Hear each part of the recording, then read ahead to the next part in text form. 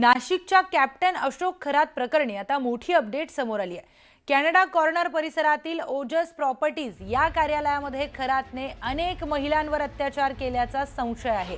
दरम्यान खरातच्या मर्जीतील office boy संशयित नीरज जाधव हा या प्रकरणाचा मास्टरमाइंड असल्याची माहिती समोर आली आहे। डिसेंबर 2025 मध्ये त्याने खरातच्या नकळत महिलांवरील अत्याचाराचे सीसीटीव्ही ताब्यात घेतले होते। दुष्कृत्य करूनही खरात समाजात साधू म्हणून वावरत असल्याचं पाहून नीरजच्या मनात पैशांची हाव निर्माण झाली।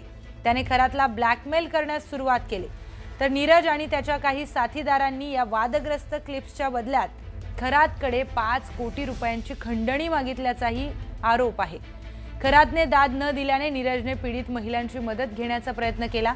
त्याने शिर्डीतील एका 24 वर्षीय विवाहितेचे मॉर्फ केलेले व्हिडिओ आणि फोटो तिलाच व्हॉट्सअपवर पाठवून धमकावलं। या पीडितेने खरातला कळवलं, परंतु खरातने स्वतःला वाचवण्यासाठी तिला पोलीस स्टेशनमध्ये जायला सांगितलं। खरातकडून पैसे मिळण्याची शक्यता धूसर झाल्यामुळे नीरजने सिडकोतील 28 वर्षीय विवाहितेचा व्हिडिओ तिच्या मेहुण्याला पाठवला। मेहुण्याने पीडितेला धीर देत फिर्यादीसाठी प्रोत्साहित केलं। त्यानंतर हे सगळं प्रकरण उघडकीस आल्याची माहिती आहे। थेट जाऊयात आपले प्रतिनिधी लक्ष्मण घाटोळ यांच्याकडे। लक्ष्मण, दिवसेंदिवस या प्रकरणामध्ये नवे खुलासे होत आहेत। अतिशय धक्कादायक वळण या प्रकरणाने घेतलेलं आहे। आता काय माहिती समोर येते? खरं तर संपूर्ण राज्यभरामध्ये खळबळ उडवून देणारं हे सगळं प्रकरण नेमकं कसं समोर आलं, अशा प्रकारचा प्रश्न जो आहे तो गेल्या काही दिवसांपासून उपस्थित केला जात होता। मात्र जसजसे पोलिसांकडून तपास केला जातोय त्याच्या अनेक धागेदोरे जे आहे ते पोलिसांना मिळताना आपल्याला पाहायला मिळतात। त्यातला सगळ्यात महत्त्वाचं म्हणजे हे प्रकरण नेमकं समोर कसं आलं, बाहेर कसं आलं। तर या प्रकरणामधला खरा मास्टरमाइंड जो आहे तो नीरज जाधव आहे। हा नीरज जाधव कॅप्टन खरात याच्या नाशिकच्या कॅनडा कॉर्नर परिसरामध्ये असलेल्या ओजस प्रॉपर्टीच्या कार्यालयामध्ये ऑफिस बॉय होता। या ऑफिस बॉयला ह्या कॅप्टन खरातचे सगळे दुष्कृत्य जे आहे ते समजलेले होते। मात्र या सगळ्याची माहिती त्यांनी कॅप्टन खरातला होऊ दिली नाही आणि त्याने कॅप्टन खरात याच्या कार्यालयामध्ये असलेल्या सीसीटीव्ही कॅमेऱ्यामधील ही सगळी घटना, अर्थात महिलांशी जे काही गैरकृत्य केले त्याच्या काही क्लिप जे आहे ते त्याने त्याच्या स्वतःच्या ताब्यात घेतला आणि त्यानंतर त्याने कॅप्टन खरातला ब्लॅकमेल करायला सुरुवात केली। सुरुवातीला अर्थात डिसेंबर 2025 पासून हे सगळं प्रकरण सुरू होतं। सुरुवातीला त्याने कॅप्टन खरातकडेच पैशांची मागणी केली, मात्र कॅप्टन खरातने पैसे द्यायला नकार दिला। त्यावेळेला कॅप्टन खरातने आपला राजकीय दबाव वापरला, पोलिसांची मदत घेतली, पॉलिटिकल लोकांशी असलेलं कनेक्शन वापरलं आणि एका पीडितेला ज्या व्यक्तीच्या विरोधामध्ये अर्थात नीरज जाधवच्या विरोधामध्ये तक्रार द्यायला सांगितलं आणि त्या स्वरूपाची तक्रार दिली आणि खंडणीचा गुन्हा जो आहे नीरज जाधवच्या विरोधात हा शिर्डी पोलिसांमध्ये दाखल झालेला होता। मात्र या सगळ्या घटनांनंतर देखील नीरज जाधव थांबला नाही। त्याला पैशाची हाव जी आहे ती कमी झाली नाही आणि त्यानंतर त्याने कॅप्टन खरात आपल्याला पैसे देत नाहीये असं समजल्यानंतर त्याने आपला मोर्चा या पीडित महिलांकडे वळवला आणि त्या पीडित महिलांना त्याचे व्हिडिओ फोटो पाडून त्यांच्याकडे पैशाची मागणी जी आहे ती करू लागला। मात्र या सगळ्या प्रकरणामध्ये नाशिकच्या सिडको परिसरामधील एक 28 वर्षीय महिला आहे, तिच्या मेहुण्याला या फोटो आणि व्हिडिओ पाठवले।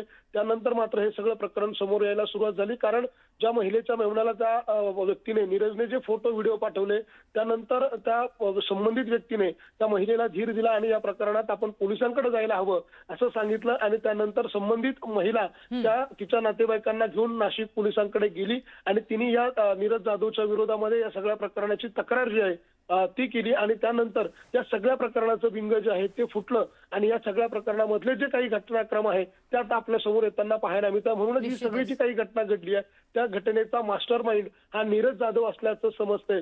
त्यामुळे या महिलांचे व्हिडिओ का काढले जात होते, कोण काढत होतं, असे जे काही प्रश्न उपस्थित केले जात होते त्याची देखील माहिती आता पोलीस घेत आहे आणि त्यातलाच हा एक भाग असावा का याचा देखील तपास आता पोलिसांकडनं केला जातोय। त्यामुळे या घटनेमध्ये आणखी काही धागेदोरे पोलिसांना मिळतात का, पोलिसांच्या तपासात आणखी काय धक्कादायक माहिती समोर येते हे सगळं बघणं महत्त्वाचं असणार आहे। निश्चितच लक्ष्मण, या सगळ्या प्रकरणामध्ये काय महत्त्वाचे अपडेट्स समोर येत आहेत याची माहिती वेळोवेळी तुमच्याकडून जाणून घेणार आहोत। माहितीसाठी धन्यवाद। पुढची बातमी आता पाहूयात। राज्य महिला आयोगाच्या अध्यक्षा रुपाली चाकणकर फरार झाल्याचा दावा रुपाली ठोंबरे पाटील यांनी केलाय।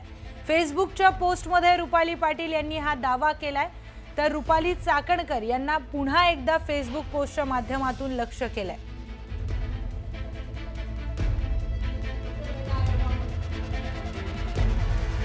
तर रुपाली चाकणकर गेल्या कुठे? चाकणकर समोर येऊन का बोलत नाही, का स्पष्टीकरण देत नाही असा प्रश्न रुपाली ठोंबरे पाटील यांनी उपस्थित केलेला आहे. रुपाली ठोंबरे पाटील यांनी थेट रुपाली चाकणकर यांच्यावर आरोप केलाय. रुपाली चाकणकर या फरार झाल्यात असा थेट दावा रुपाली ठोंबरे पाटील यांनी केलाय. तर राज्य महिला आयोगाच्या अध्यक्षा रुपाली चाकणकर या समोर का येत नाहीत, त्या गेल्या कुठे, समोर येऊन त्या स्पष्टीकरण का देत नाहीत असे प्रश्न रुपाली ठोंबरे पाटील यांनी उपस्थित केलेत. तर एक फेसबुक पोस्टच्या माध्यमातून रुपाली ठोंबरे पाटील यांनी थेट रुपाली चाकणकर यांच्यावर निशाणा साधलेला आहे. रुपाली चाकणकर फरार झाल्याचा दावा रुपाली ठोंबरे पाटील यांनी फेसबुक पोस्टच्या माध्यमातून केलाय आणि पुन्हा एकदा रुपाली चाकणकर यांना लक्ष्य केलंय. तर या भोंदूबाबाच्या प्रकरणामध्ये रुपाली चाकणकर समोर येऊन का बोलत नाही, समोर येऊन स्पष्टीकरण का देत नाही?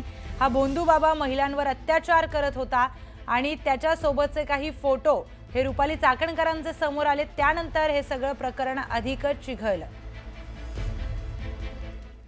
तर राज्याच्या महिला आयोगाच्या अध्यक्षा रुपाली चाकणकरांच्या भोवती एक मोठं वादळ उठलंय. एका विकृत भोंदू आणि कथित गुन्हेगार अशोक खरात सोबतच्या जवळकीचे फोटो व्हिडिओ आता व्हायरल झालेत. त्यामध्ये आता खरातला वाचवण्याचे गंभीर आरोप सुरू झालेत. सुषमा अंधारेंनी तर उघडपणे आरोप केलाय की पत्रकारांवर दबाव टाकला गेला. हा आरोप हलक्यात घेण्यासारखा नाहीये. जर महिला आयोगाच्या अध्यक्षा स्वतःच सत्य दडपण्याच्या भूमिकेमध्ये असतील तर मग सामान्य महिलांनी न्याय कुणाकडे मागायचा असे प्रश्न आता उपस्थित होत आहेत. पाहुयात त्या संदर्भातला हा विशेष रिपोर्ट. राज्य महिला आयोगाच्या अध्यक्षा रुपाली चाकणकर चांगल्याच अडचणीत सापडल्या. तंत्र ज्योतिषी अशोक खरातवर धरलेली छत्री आणि खरातचे पाय धुतानाचे व्हिडिओ व्हायरल झाले. त्यातच खरातला बलात्काराच्या गुन्ह्यात अटक झाली. महिलांचं शोषण केल्याचे गंभीर आरोप खरातवर होत आहेत. परिणामी रुपाली पाटील चाकणकर यांच्यावर त्यांच्याच पक्षातल्या नेत्या रुपाली ठोंबरे पाटील यांनी तोफ डागली आहे. नैतिक जबाबदारी स्वीकारून पद सोडावं अशी मागणी ठोंबरे पाटील यांनी केली आहे. आपण तातडीने महिलांना सुरक्षित सक्षमतेची विश्वास दाखवण्यासाठी आणि सत्ताधारी आम्ही सत्तेतले ठमके असलेले विश्वास दाखवण्यासाठी तातडीने चाकणकर यांचा राजीनामा घेणं गरजेचं आहे. जर चाकणकरांना कुठे नैतिकता उरली असेल तर त्यांनी स्वतःहून राजीनामा द्यावा. त्या पदावर असताना या प्रकरणाची चौकशी होणार नाही, हस्तक्षेप केला जाईल. आम्हाला या गुन्ह्यामध्ये कायद्यामध्ये कुणाचाही हस्तक्षेप नको आहे.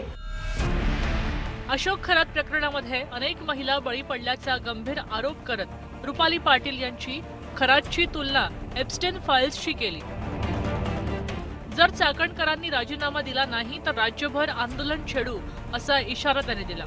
ठाकरेंच्या शिवसेनेचे खासदार संजय राऊत यांनी सुद्धा रुपाली चाकणकर यांच्या राजीनाम्याची मागणी केली. महिला आयोगाच्या अध्यक्षांचे काम काय की महिलांवरील अत्याचारासंदर्भात आवाज उठवणं, अशा प्रकारच्या गुन्हेगारांवर कारवाई करणं. पण ते बलात्कार करणाऱ्या गुन्हेगारांचे जर कोणी पाय धुत असेल, मंत्री त्यांच्या चरणाशी बसत असतील तर त्या महिला आयोगाच्या अध्यक्षांना आणि संबंधित मंत्र्यांना गृहमंत्री फडणवीस पदावर कसं काय ठेवू शकतात? शरद पवारांच्या पक्षाचे प्रवक्ते सुनील माने यांनी एका गंभीर मुद्द्याकडे लक्ष वेधलंय. अजितदादा पवार यांच्या मुंबईतल्या देवगिरी बंगल्याबाहेर आणि बारामतीतल्या बंगल्याबाहेर जादूटोण्यातल्या वस्तू सापडल्या होत्या. हे कृत्य भोंदू बाबा कॅप्टन खरात आणि त्याच्याशी संबंधित व्यक्ती करत होत्या का असा प्रश्न मानेंनी उपस्थित केलाय. तर सत्तेच्या लोभामुळे अजितदादांना न्याय मिळावा यासाठी एकही मंत्री आवाज उठवत नाही याचा खेद वाटतो, अशी प्रतिक्रिया विकास लवांडे यांनी व्यक्त केली. खरं तर दत्तामामा बर्णे, आपण ज्या अजितदादांच्यामुळे तुमचा पक्ष आहे का तुम्ही सगळेजण मंत्री आहात, त्या अजितदादांच्या घातपाताबद्दल आमदार रोहितदादा पवार लढतायत, सर्व पातळीवर संघर्ष करतायत, पाठपुरावा करतायत, सभागृहात आवाज उठवण्याचा प्रयत्न करतायत. मात्र तुम्ही अजितदादांच्या पक्षाचे एकही मंत्री, एकही आमदार अमोल मिटकरी वगळता कुणीही बोलत नाहीत. तुम्ही मंत्र्यांनी फक्त सत्ता उपभोगायची ठरवलेली असेल, परंतु अजितदादांसाठी तुम्ही कुणी पुढे आला नाहीत. माननीय उपमुख्यमंत्री अजितदादा पवार यांच्या बारामती आणि मुंबईतील देवगिरी निवासस्थानाच्या बाहेर जादूटोणा करण्यासंदर्भातल्या ज्या काही वस्तू असतात त्या सापडल्या होत्या. हा कॅप्टन खरात आणि त्याच्याशी संबंधित असलेल्या लोकांनी हा उपद्व्याप केला होता का? अजितदादांवर असा काही जादूटोणा, मंत्र मारणं, अशा वेगवेगळ्या काळ्या जादू करणं असा काही प्रकार होता का? याचीही आता चौकशी झाली पाहिजे असं आम्हाला वाटतं. देवगिरी बंगलाच नव्हे तर अशोक खरातचे धागेदोरे मंत्रालयापर्यंत पोहोचलेत असा आरोप माहिती अधिकार कार्यकर्ते विजय कुंभारांनी केलाय. या प्रकरणी मुख्यमंत्र्यांकडे तक्रार करून चाकणकरांना पदावरून हटवण्याची मागणी केल्याचंही कुंभार यांनी सांगितलं. या बाबाची पोहोच, या खराची पोहोच मंत्रालयापर्यंत होती. मंत्रालयातून विशेषतः जलसंपदा विभागाकडून हा जो ट्रस्ट आहे त्याचा शिवनिका ट्रस्ट म्हणून, त्या शिवनिका ट्रस्टला मोठ्या प्रमाणावर पाणी उचलण्याची परवानगी दिली, म्हणजे ज्याला बल्क वॉटर एंटायटलमेंट म्हणतात, ती देण्यात आलेली आहे. रुपाली चाकणकर यांनी राज्य महिला आयोगाच्या अध्यक्षपदाचा राजीनामा देण्याची मागणी विरोधकच नव्हे तर त्यांच्या पक्षातूनही केली जाते. वैष्णवी हगवणे प्रकरणात सुद्धा रुपाली चाकणकरांनी हलगर्जीपणा केल्याचा आरोप झाला होता. फलटणमधल्या महिला डॉक्टरच्या आत्महत्या प्रकरणी पीडित डॉक्टरच्या खासगी आयुष्याबद्दल आणि चारित्र्याबद्दल केलेल्या टिप्पण्यांमुळे चाकणकरांवर टीका झाली होती. आता अशोक खरातचे धुतलेले पाय, त्याच्यावर धरलेली छत्री, यामुळे चाकणकरांच्या डोक्यावरच्या महिला आयोगाच्या अध्यक्षपदाची छत्री धोक्यात आली आहे. संतोष गोरे, न्यूज 18 मराठी, मुंबई. पुढची बातमी पाहूयात. नाशिकच्या विकृत भोंदूच्या काळ्या कारनाम्यांनी महाराष्ट्र हादरून गेलाय. बड्या नेत्यांचा गुरु असलेला कॅप्टन अशोक खरातच्या अनेक कारनाम्यांचा आता भांडाफोड होतोय. लोकांची कुंडली सांगणाऱ्या खरातच्या कारनाम्यांची अख्खी कुंडलीच पोलिसांच्या हाती लागली आहे. त्यामध्ये आता SIT चौकशी सुरू झाल्यामुळे आणखी कोणते लागेबांधे समोर येत आहेत हे पाहणं आता महत्त्वाचं ठरणार आहे. पाहूयात त्या संदर्भातला हा विशेष रिपोर्ट. भोंदू बाबा खरातची आता खैर नाही. चौकशीत होणार गुन्ह्याचा उलगडा. भोंदू कॅप्टन खरातची उघडणार कुंडली.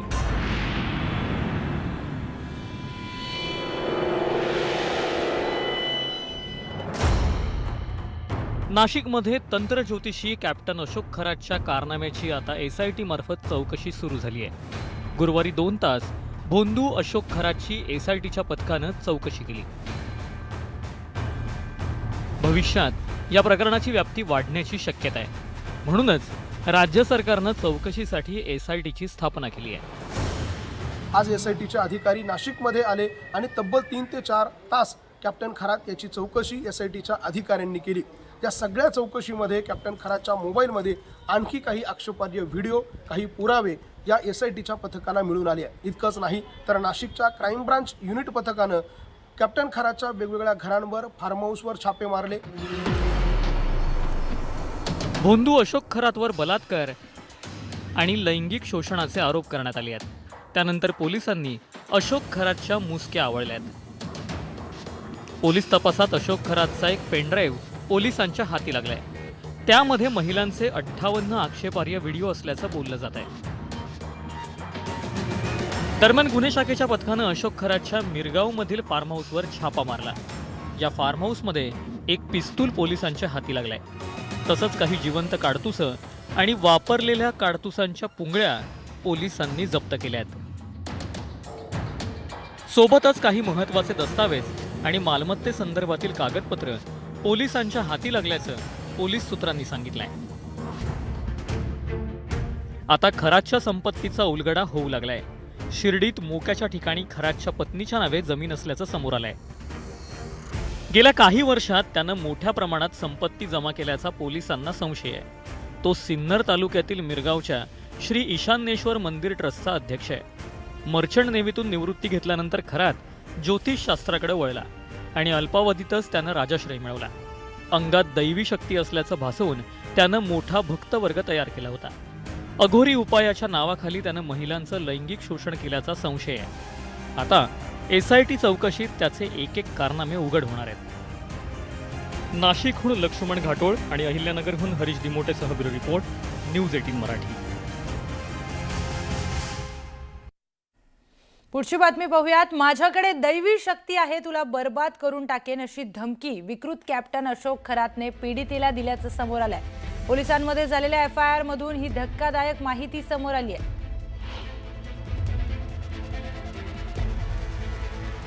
तर विकृत कॅप्टन अशोक खरातने महिलांचं शोषण केल्याचा धक्कादायक प्रकार समोर आलाय. यामध्येच एका पीडितेने पोलिसांमध्ये FIR दाखल केली. त्या FIR मध्ये लिहिलेलं आहे की माझ्याकडे दैवी शक्ती आहे, तुला बर्बाद करून टाकेन अशी धमकी या विकृत कॅप्टन अशोक खरातने पीडित महिलेला दिली आहे.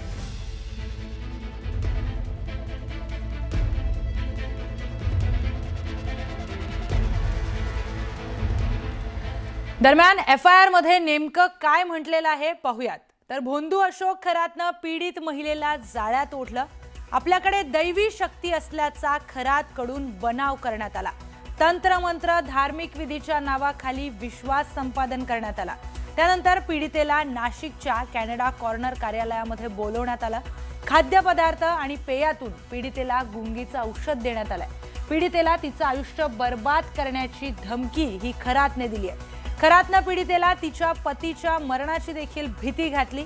संमोहित करून भोंदूबाबांना पीडितेवर बलात्कार केलाय. दरम्यान कॅप्टन खरात आणि चाकणकरांच्या मुद्द्यावरून टीका करताना राऊतांनी नाव न घेता काही मंत्र्यांकडे दबावाचं राजकारण करत असल्याचा आरोप केलाय. याला उदय सामंतांनी काय उत्तर दिलंय पाहूयात. महाराष्ट्राच्या पुरोगामी प्रतिमेला कलंक लावणारा हा प्रकार आहे. तुमच्या राज्याचे मंत्रीच सत्तेत टिकण्यासाठी, आपली पापं झाकण्यासाठी अशा प्रकारे अंधश्रद्धेचा वापर करून दबावाचं राजकारण करणार असतील तर मला वाटतं की हे गृहमंत्रालयाचं काम आहे की संबंधित आणि स्वतः मुख्यमंत्री आहेत त्यांनी ताबडतोब बडतर्फ केल्या पाहिजे अशा लोकांना. सकाळी पत्रकार परिषदेमध्ये जे सांगतात ते सगळं खरं असं मानण्याची काही गरज नाही. त्यांना दिवसातनं एकदा कुठेतरी विषय लागतो. तो विषय आज त्यांना मिळालेला आहे कॅप्टन खरातच्या निमित्तानं. काल देखील मी मुंबईमध्ये सांगितलं की या बाबतीमध्ये निपक्षपाती चौकशी पोलीस करतील